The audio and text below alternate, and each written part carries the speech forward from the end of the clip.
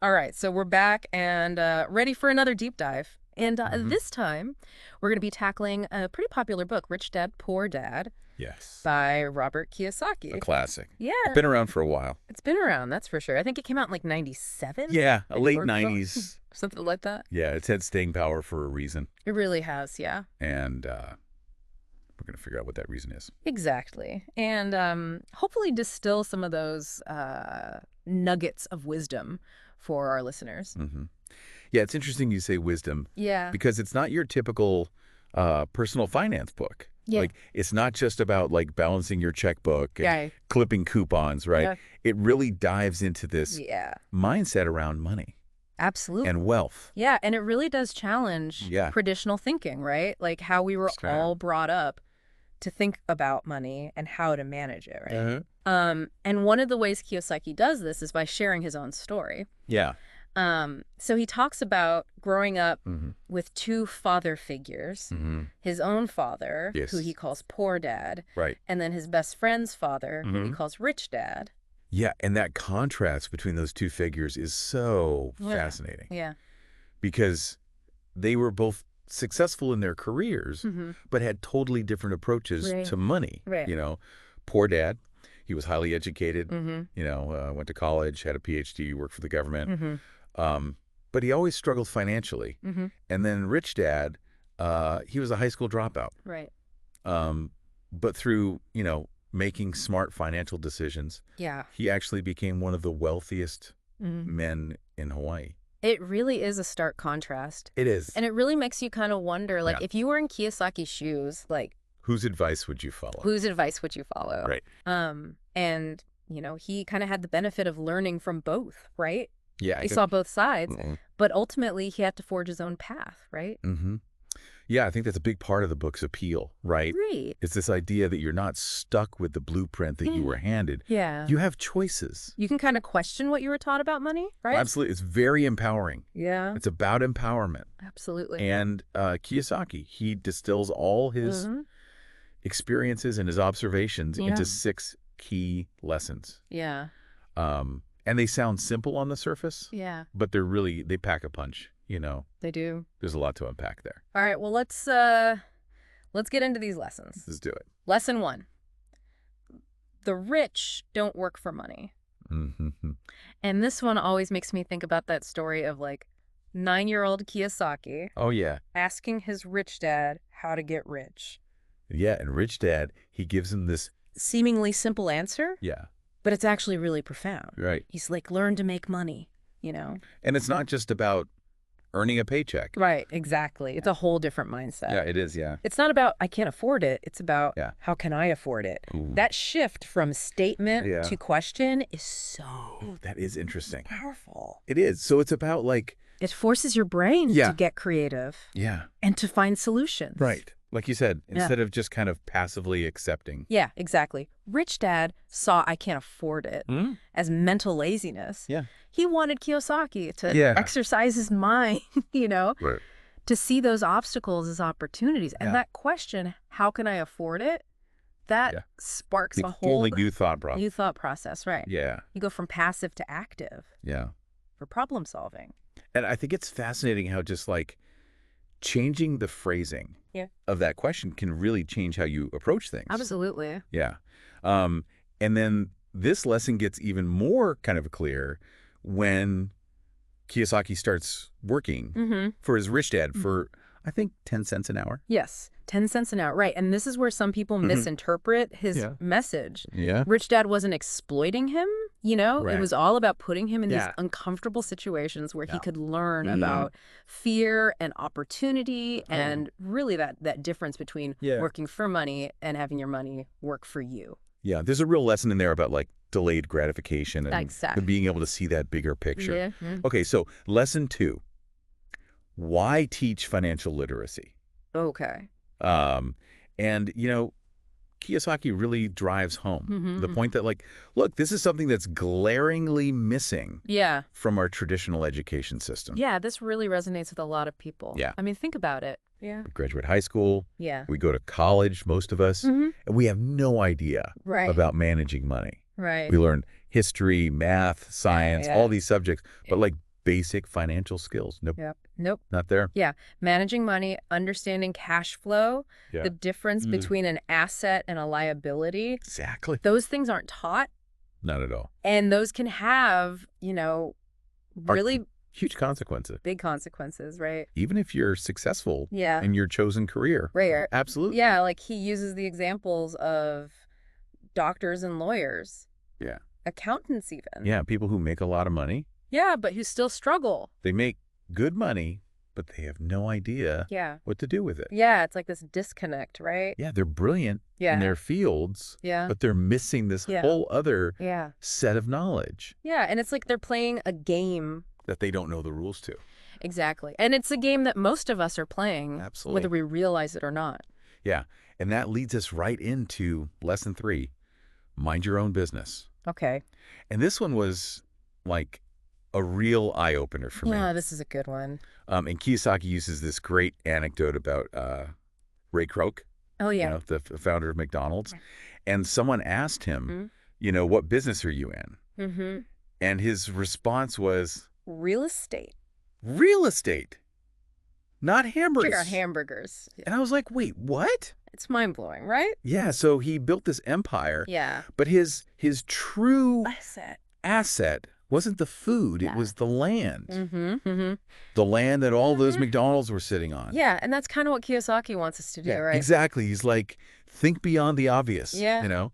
Recognize the underlying value. Mm-hmm. True wealth comes from building assets that generate income. Yeah. So it's not just about earning that paycheck. It's about creating the system where the money is flowing into your pocket. Yeah, not just out of it. Just out, right? Yeah. And this whole idea of assets versus liabilities, Mm-hmm. right? And he says, like, Crucial distinction. a lot of people get these confused. Yes. They think they own all these things, but a true asset puts money in your pocket. Exactly. A liability takes money out. Yeah, so like a house, Mm-hmm. a car, Mm-hmm. even like fancy gadgets. Yeah, those are often liabilities disguised as Yeah. assets. Yeah, People think, oh, I own a house, that's an asset. right, Well, it is if Yeah. it's putting money in your pocket. right, But if you're just, paying a mortgage and Yeah. property taxes and all that, right. that's a liability. Yeah, it's taking money out. Yeah. All right, so now things start to get a little bit controversial A little bit. with lesson 4. The history of taxes and the power of corporations. All right, yes. And here Kiyosaki kind of delves into this idea of how the wealthy use corporations to kind of legally minimize their tax burden. Right. And it's important to clarify here Yeah. that he's not promoting tax evasion. Right. He's just pointing out how the system that's works, right. right? Yeah. And how understanding financial knowledge Yeah. can actually empower individuals Right. to play the game smarter, Right. just like the rich do. Right. So it's about recognizing that the wealthy, they don't just work harder, they work They work smarter. smarter. Yeah. Right. They understand the rules. They understand the rules. Huh. And they use them. They use them to their advantage. Their advantage. Right. And it's about thinking critically Yeah. about, how the system works. Absolutely. Yeah. So how can we participate more Yeah. strategically in the system, Mm-hmm. right? How can we use the same tools?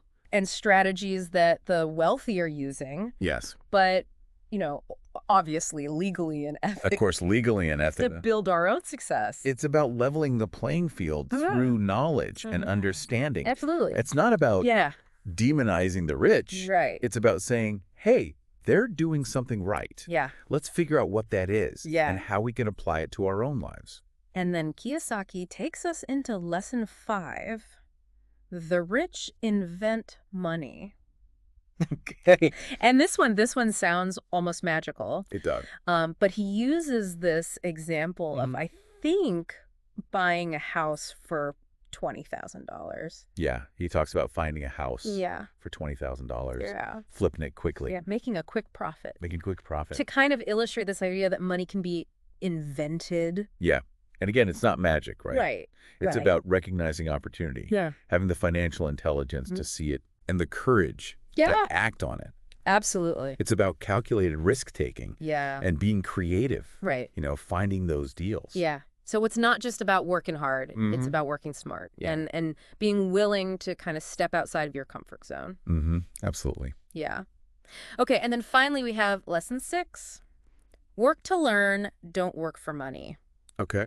And this one really resonates with me. Yeah, this is a good one. Because it's this idea of viewing your job not just as a way to get a paycheck, but as a way to gain knowledge and skills. Yeah. Right. Yeah. And he talks about his own journey of working all these different jobs before starting his own company. Right. And he really emphasizes sales and marketing. Yeah. He's like, those skills are essential. Right. No matter what you do. Right. No matter what field you're in. If you want to increase your earning potential. Yeah. Learn to sell, learn to market. It's interesting how those skills often get overlooked when we talk about personal finance. We think about like, budgeting and investing. Yeah. But like actually having those. But those are crucial. Yeah. If you can communicate effectively, if you can build relationships, if you can persuade, those are invaluable. Invaluable. So it's about kind of adopting that growth mindset. Yes. And always seeking opportunities to learn and kind of expand your skill set. Exactly. Even if a job doesn't seem that great initially, ask yourself, what can I learn here? Right. What skills can I develop? Yeah. That will help me in the future. Absolutely. Yeah. It's all about investing in yourself. All right. So we've covered those 6 core lessons from Rich Dad, Poor Dad. But Kiyosaki doesn't stop there. No, he doesn't. He also provides 10 steps to help you awaken. That's right. Your financial genius. Your financial genius. Which I think is a nice little roadmap that is to kind of put these lessons into practice. Absolutely. But I'm curious, before we get into that, just your kind of initial reactions to these 6 lessons. What really stands out to you? What resonates the most? I think for me, it really is the emphasis on mindset. Okay. That Kiyosaki hammers home throughout the book. It's not just about learning practical skills. It's about challenging your beliefs about money. Absolutely. And developing a more empowered perspective. Okay, so let's dive into those 10 steps. All right, let's do it. That Kiyosaki lays out to kind of awaken your financial genius. Okay. And he starts off with, I think, a pretty powerful one. Find a reason greater than reality for wanting to be rich. Yeah. And this really emphasizes that it's not just about the money. Right. It's about your why. Yeah, your why has to be strong. Yeah. Because it's easy to get sidetracked. Absolutely. When things get tough. Yeah. If you don't have a powerful reason to keep going. Yeah. Kiyosaki says, like, your reason has to be bigger than just, wanting a fancy car or a big house, right? It has to be something that really deeply motivates you. Yeah. Something that drives you. What are you trying to achieve? Yeah, like what kind of life do you want to create for yourself? Right. For your family? Yeah, it's about setting a powerful intention, right? Yes, absolutely. Okay, step 2 is make daily choices that support your financial goals. Yeah. And I like this one because it emphasizes this idea that every dollar you spend is like a vote for the future you want to create. It's about taking responsibility, right? Yeah. For your financial decisions. Yeah. Recognizing that those small choices can really add up over time. Right. Like, are you spending consciously or are you just kind of on autopilot? It's about being mindful and intentional, right? Absolutely. Even if it's just a few dollars here and there. Yeah. Okay, step 3. Choose friends carefully. Okay. Now this one doesn't mean like ditch all your friends who aren't like financially savvy. Yeah. Yeah, it's not about that. But it is about kind of being mindful of who you surround yourself with. Yeah, surround yourself with people who inspire you, who challenge you, who are open to talking about money and investing. Yeah, Kiyosaki actually noticed that like his wealthy friends, they would often talk about money and investing, right? Yeah, not in a boastful way. Yeah. But just because it's something they're genuinely interested in. They're interested in it. Yeah. They see it as a game. Yeah. Right. And that's something that they're passionate about. It can be contagious, right? Yes, absolutely. Okay. Next step is master a formula. Okay. And then learn a new one. So this really emphasizes this idea of continuous learning. Continuous learning. Yes. Especially when it comes to finance. Yeah, because the financial world is constantly changing. It's not static. Yeah. So you have to be willing to adapt. Yes. And kind of learn new things. You got to stay curious. Yeah. You got to keep learning. Yeah, so it's not about finding that one winning formula. Right, and just sticking with it. Yeah. No, it's about always expanding your knowledge base. Yeah, always looking for new things. Okay, step 5 is pay yourself first. Okay. Now, this is a classic personal finance principle, but Kiyosaki really stresses it. He does. And it's about breaking that cycle, right? Yeah. Of living paycheck to paycheck. Right. And creating a system where you're consistently putting money aside for yourself before you pay anyone else. Yeah, it's like a mindset shift. Yes. Right? Instead of paying your landlord, your bill, your bills, of your credit card company, you pay yourself first. You pay yourself first. Yeah, it's like putting your financial oxygen mask on first. Yeah, I like that. Right. Then you can worry about everyone else. Okay. Step 6 is pay your brokers well. Okay. Now, this might seem counterintuitive at first. It does. But Kiyosaki's a big believer. Yeah. He believes in seeking expert advice. Yeah. And paying for it. Yeah. You know, he's like a good broker. Yeah. Whether it's a real estate agent, a stockbroker, a financial advisor. Yeah. They should be providing you with valuable information, insights. Yeah. That can save you time, money, right, and potentially costly mistakes. Absolutely. So it's not about being cheap. It's about recognizing the value. Expertise, and being willing to pay for that. It's an investment. Yeah. In your future success. Okay. Step 7 is be an Indian giver. Okay. Now this one's a little bit I don't know how to say it. A little controversial, man. A little controversial. No.